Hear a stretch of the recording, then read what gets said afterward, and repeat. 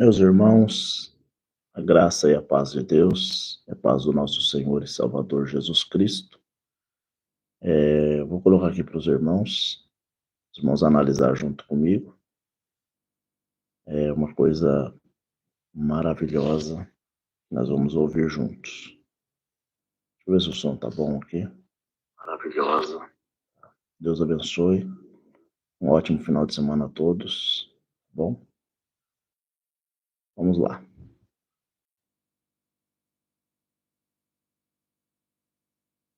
Essa obra que eu vou deixar nessa fita é uma obra que mexe no coração. Faz o grande ficar pequeno, faz o soberbo se humilhar. Faz o rico saber que a riqueza serve aqui na terra, mas que no céu vão ser todos iguais. Esse aqui é o irmão Jarbas, ancião de Paraibuna. Esse irmão foi meu ancião. Eu digo que ele é meu ancião até hoje, porque ele foi afastado no atendimento. Ele tem 45 anos de ancião, mas injustamente ele foi afastado no atendimento do ancianato. Mas ele é ancião do povo. Todos que conhecem o irmão Jarbas sabem que é um caríssimo homem de Deus. E ele vai contar aqui a história de como que começou a carreira dele no ministério. Muitos já tiveram o prazer de ouvir, outros ainda não. Mas vamos ouvir juntos aqui, vamos conversar um pouco. Eu morei em Paraibuna, atendi a obra também no Alferes Bento Paraibuna, então eu posso tecer alguns comentários aqui. Vão ser todos iguais. Paraibuna é pequena, mas a região é grande. São 40 congregações e nós éramos 8 anciãos. Quando Deus fez essa obra, nós conhecemos toda a irmandade da região e uma grande parte a gente sabe até o nome. A cidade é muito pequenininha, eu tenho uma casa lá até hoje, né? E, de fato, a irmandade é pouca, então todo mundo conhece todo mundo por nome, né? E numa noite de sábado, eu estava atendendo o culto em Paraibuna e veio um moço, sentou no segundo banco. Eu olhei o moço, vi que não era da região. E quando terminou o culto, fui saudar o moço e perguntei aonde o irmão mora. Ele disse, mora aqui em Paraibuna. E eu disse, mas eu não te conheço. E ele falou, mudei pra cá agora. Falei, então Deus te abençoe. Fui saudando os outros irmãos. E veio o meu irmão, que era o cooperador na época. Saudou o moço e fez a mesma pergunta. Esse que ele está dizendo que é o irmão dele, que na época era cooperador, hoje é o ancião e hoje é um dos mais antigos ali que cuida. Não é o mais antigo, mas é o que cuida, que atende as reuniões da região de São José dos Campos, Paraibuna e toda aquela parte ali. Então, o nome é Carlos Ruela. E o moço deu a mesma resposta. Só que o meu irmão foi mais prudente do que eu, porque ministério não é dom e dom não é ministério. Nas nossas reuniões do ministério, o irmão Jarbas sempre falou isso. Sempre. Ministério não é dom e dom não é ministério. Então, tem pessoas que não têm ministério nenhum, mas têm um dom excelente. Tem pessoas que têm ministério, mas não têm dom nenhum. Não tem dom do amor, não tem dom da caridade, não tem dom da paz, né? Meu irmão disse para ele, então hoje mesmo eu quero conhecer a tua residência. Chamou o irmão Célio, nosso diácono, pôs o moço no carro e foram conhecer a residência dele. Esse irmão Célio, diácono, as pessoas que não são crentes, que moram na cidade, diz que ele era uma pessoa maravilhosa, fazia casa para as pessoas, sabe? Uma pessoa extremamente do bem. Deus já recolheu, ele é o dono, ele é o fundador daquela fábrica Bananinha, né? E Deus já recolheu ele, tá aquela empresona enorme do lado da central, mas era um irmão com um excelente dom da caridade. Paraibuna é pequeno, o rio Paraíba passa no meio da cidade. E saída para São Paulo, o rio faz uma curva forte. E quando chegou naquela curva, o moço mandou parar e disse, eu moro aqui. Só tem casa do lado esquerdo, do lado direito é o rio.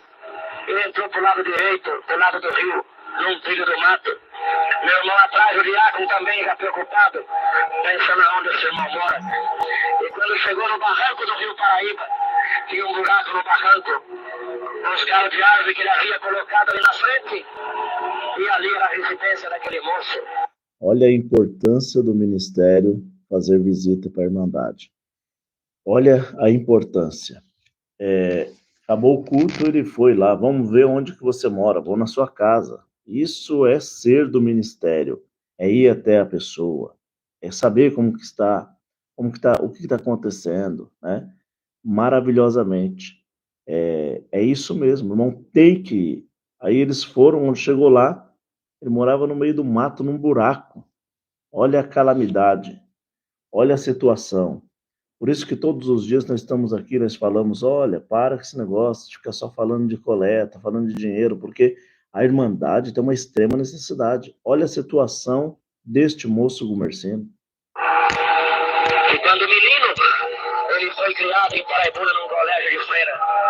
Ele depois veio para São Paulo, e em São Paulo teve o privilégio de conhecer Deus. E quando ele obedeceu a Deus, ele lembrou de Paraibuna, da sua cidade.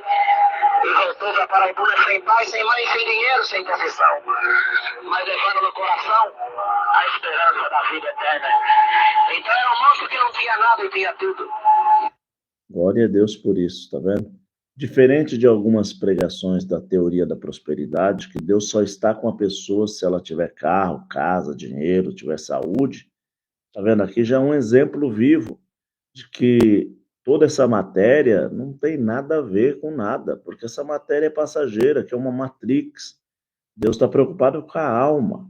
Então, é nós estar na presença de Deus, não importa se você é pobre, se você é rico, se você tem todos os dias um banquete ou você come um pãozinho com água. O importante é você ser fiel ao nosso Deus e Ele está na tua vida. Porque o profeta Abacuque falou, ainda que tudo se acabe, eu me alegrarei no Deus da minha salvação. Então era um moço que não tinha nada e tinha uma grande riqueza, que era a esperança da vida eterna. Naquela hora, o meu irmão e o irmão Célio Diácono pegaram aquelas coisinhas que ele tinha lá naquele buraco, fizeram no carro, pegaram ele, levaram embora, deram um pouso para ele aquela noite. E no outro dia de manhã arrumaram uma casinha para ele morar. Isso é a importância do ministério. Sabe por que a obra cresceu tanto? Por causa disso. Porque esses irmãos, você viu, pegou ele lá do mato, do buraco, levou para dentro de uma casa, deu pouso, deu uma casinha para ele morar, né? Cuidou dele. Isso é ser do ministério, é cuidar das pessoas, é cuidar dos mais carentes, dos mais necessitados, dos menos favorecidos. Isso é igreja. A igreja tem que cuidar um do outro. A comunidade cristã em Jerusalém, em Atos dos Apóstolos, capítulo 5, 6, 7, 8, está escrito lá, não padecia necessidade, porque um cuidava do outro. Eu cuido de você, você cuida de mim. Isso não pode ser só da boca para fora, isso tem que ser praticado. E, meus irmãos, isso tem que ser praticado no meio da Irmandade, no meio principalmente do ministério. Na chácara do meu irmão. E não podia trabalhar um moço vistoso. Nós tínhamos uma enfermidade que tirava dele toda a força. Mas o irmão Célio, nosso diácono, cuidava dele naquilo que ele precisava. Você viu? Olha que coisa linda. Eu olhava para ele, era um moço vistoso, parece ter saúde, parece estar muito bom. E aí não trabalha, as pessoas lá, não trabalha, é braço curto, é isso, aquilo. Não, irmão, não sabe o que está dentro da pessoa. Não sabe se a pessoa tem uma enfermidade interna, não quer falar para ninguém, né?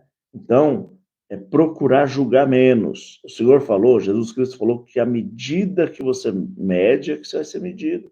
Da forma que você julgar, você vai ser julgado. Então, ele era vistoso, era bonito, mas não trabalhava. O diácono da igreja, olha, os diáconos que estão me ouvindo, o diácono da igreja ia lá e atendia ele, porque não trabalha, por certo tem algum problema, alguma dificuldade, ó, tinha uma enfermidade, então estava sendo cuidado. Vamos continuar ouvindo. Se você está gostando desse análise, deixa já o joinha no vídeo, isso fortalece o canal, mais pessoas vão chegando. Se você ainda não é inscrito, se inscreva no canal, tá bom? E os dias foi passando e eu aquele moço passar em frente da minha casa sozinho. Um dia se aproximei dele e convidei ele para viajar comigo. E nós fizemos a primeira viagem para a cidade de Santa Isabel. Congregamos e aquela noite a Irmandade, a mocidade tratou aquele moço com muito carinho, porque isso faz parte do amor.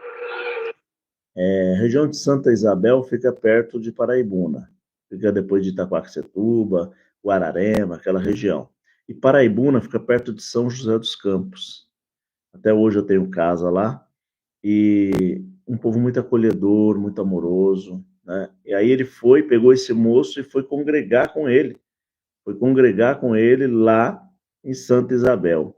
E aí o povo acolheu muito bem ele, vamos ver. E ele ficou maravilhado e sempre queria viajar para congregar comigo. E eu levava ele comigo. E muitas vezes, até para o meu trabalho, eu levava ele.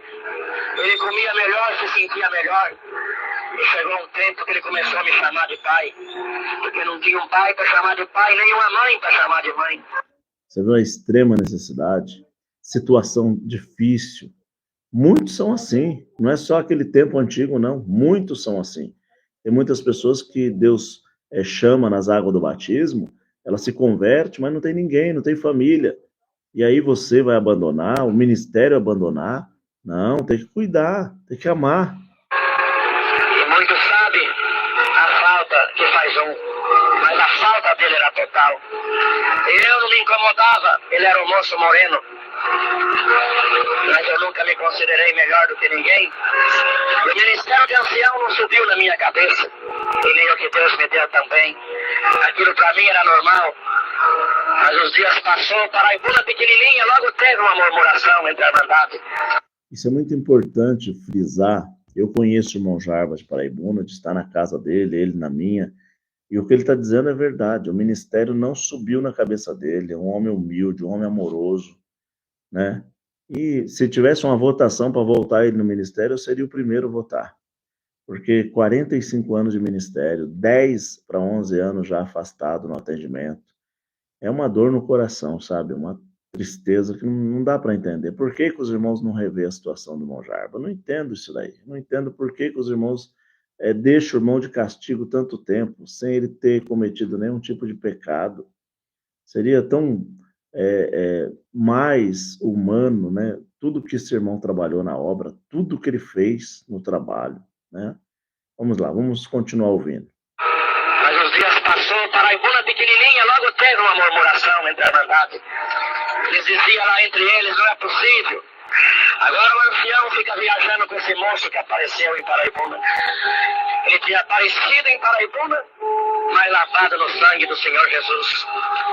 Para mim, estava tudo normal.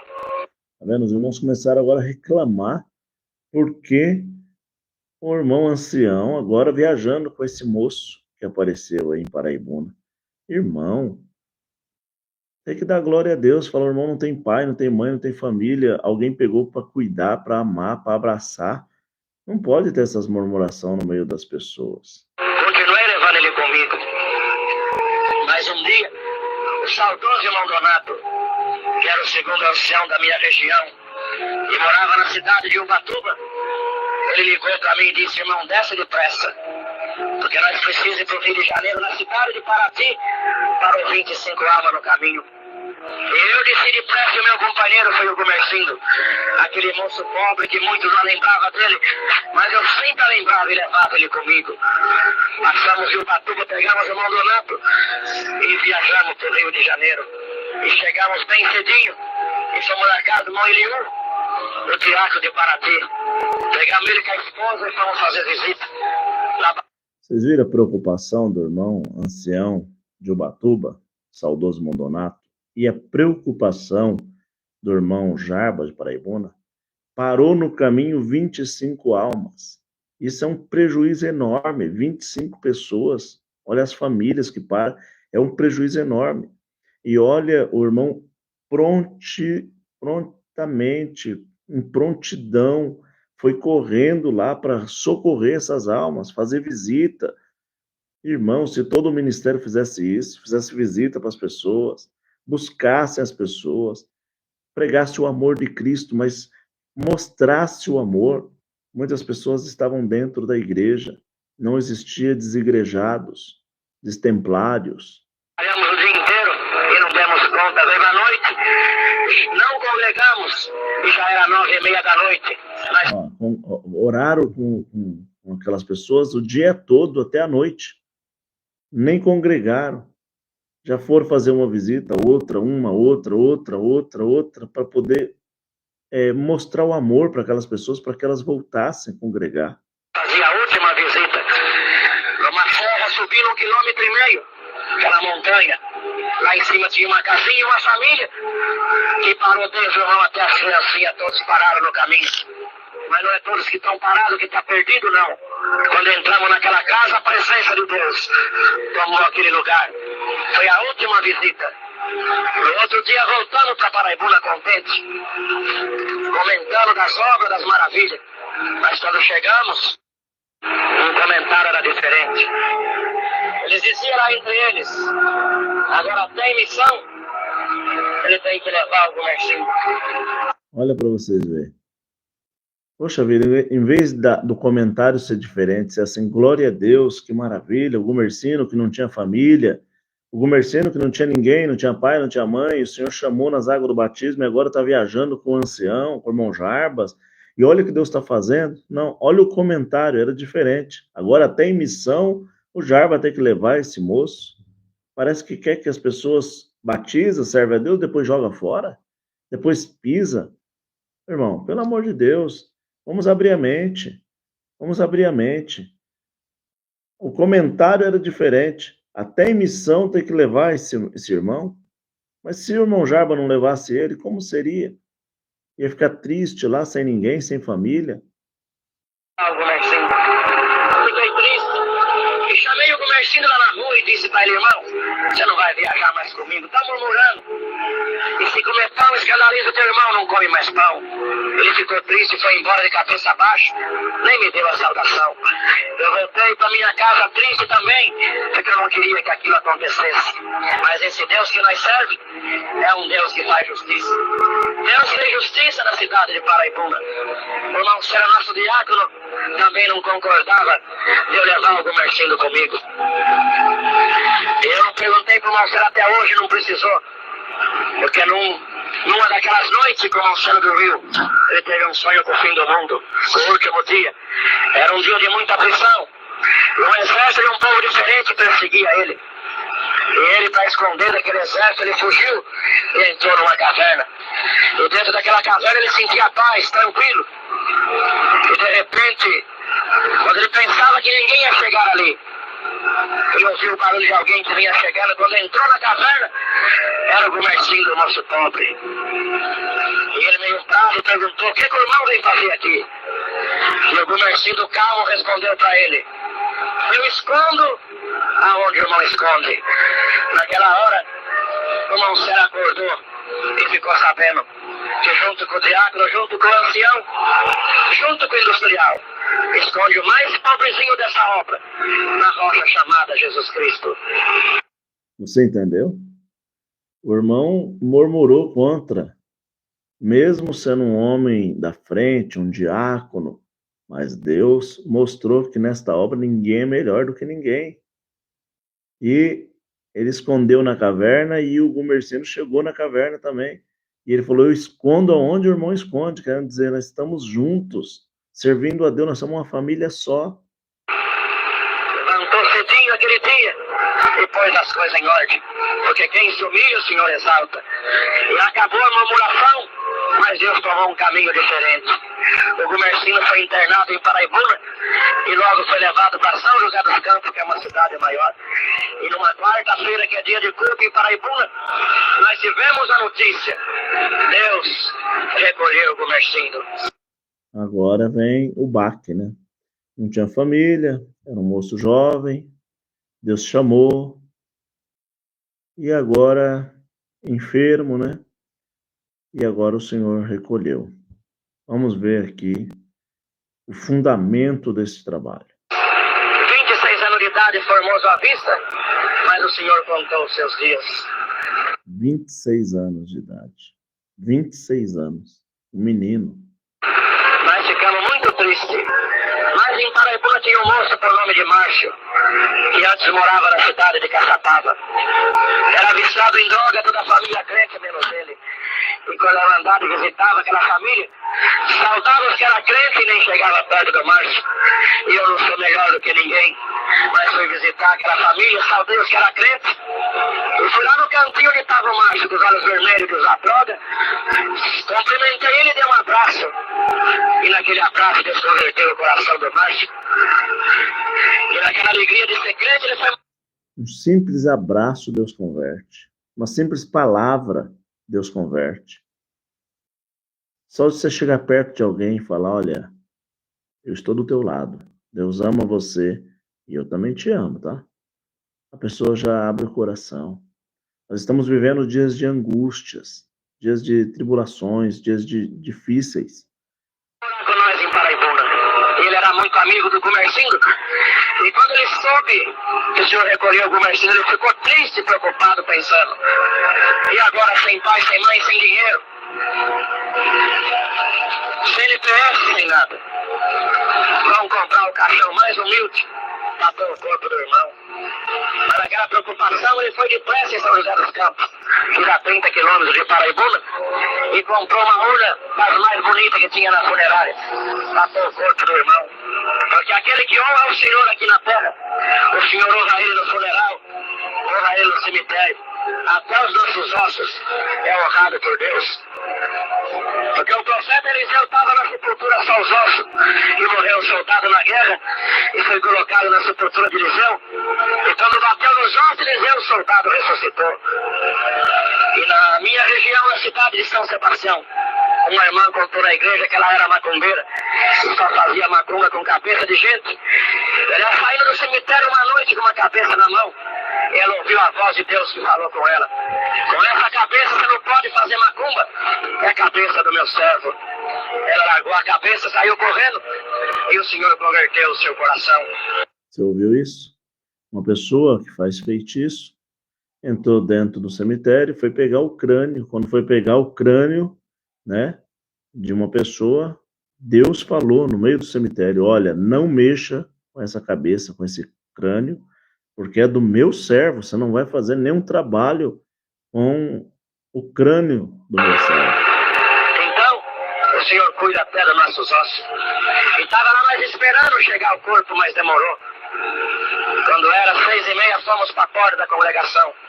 7 horas, nós estávamos na frente da igreja, quando passou a perua funerária e foi levar o irmão na casa do irmão Célio.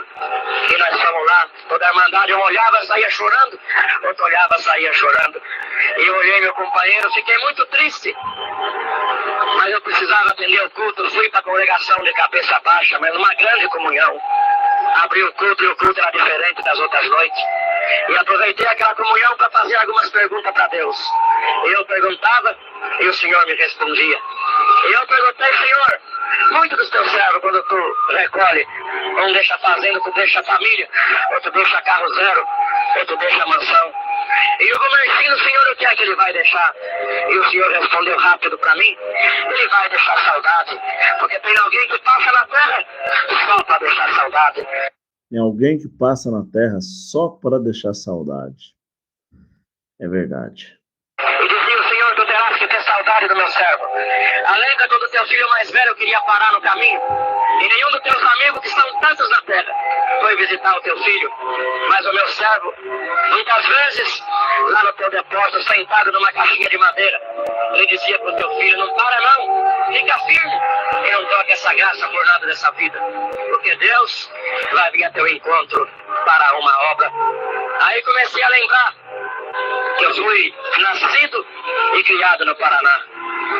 E naquela época, o Ministério do Paraná era muito duro demais. E eu criei naquela dureza. E eu queria que meus filhos fossem crentes na marra. Mas essa obra é de Deus. Onde o irmão Jarba morou, era vizinho da fazenda que meu pai morou também. E esses tempos eu tive até lá, região de Londrina ali, uma cidadezinha pequena, depois de São Martim, aquela região. Eu tive até lá na fazenda, sabe? E o ministério lá é do tempo do irmão Antônio Valério. Era um ministério duro, né? Um ministério firme, né? E aí ele está contando que tentava criar os filhos na marra, né? Vamos ver. Passei para a igreja que Deus passava para mim.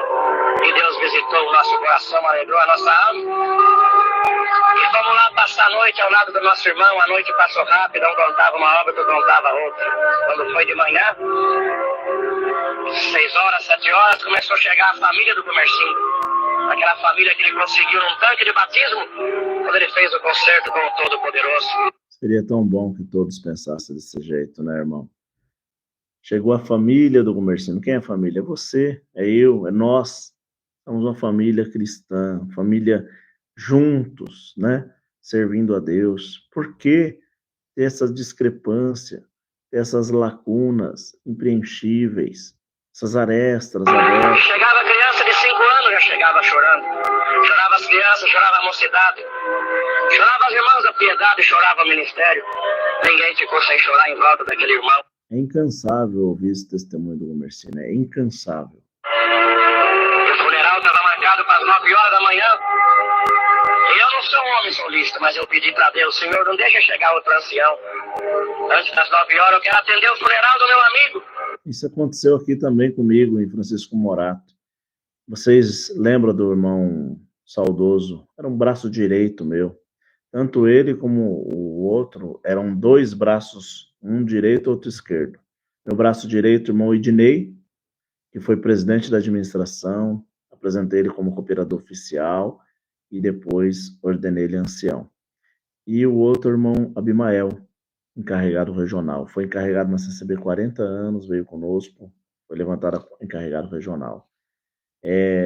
2 braços direito meu. E o Senhor recolheu esse ano passado, esse ano agora, o Senhor recolheu os 2. Recolheu um e depois recolheu o outro. E do jeito que o irmão Jarba falou, ó Deus, permita que eu faça o funeral do meu amigo.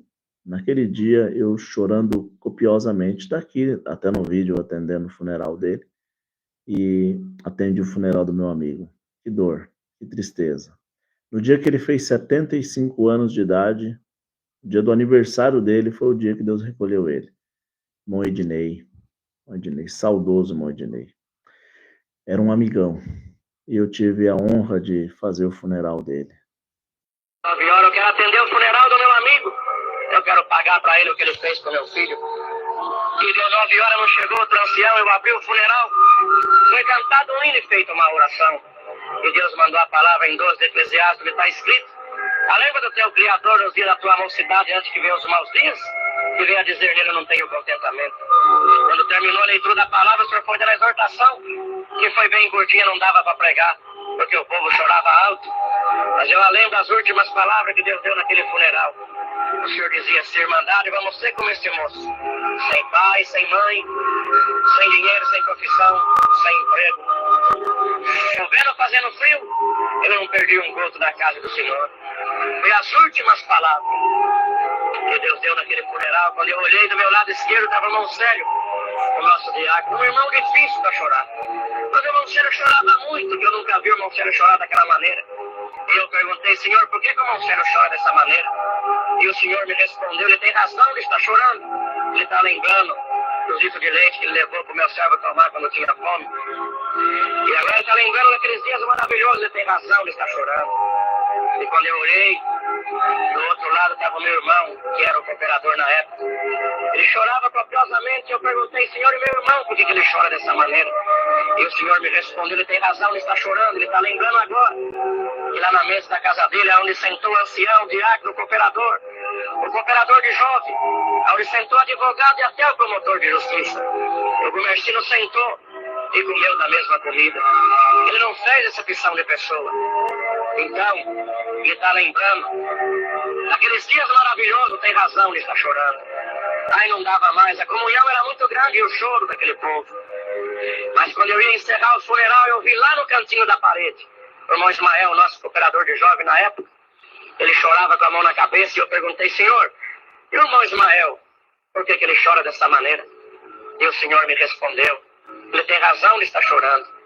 Ele está lembrando que no próximo domingo é um recitativo a menos na reunião de jovens e menores.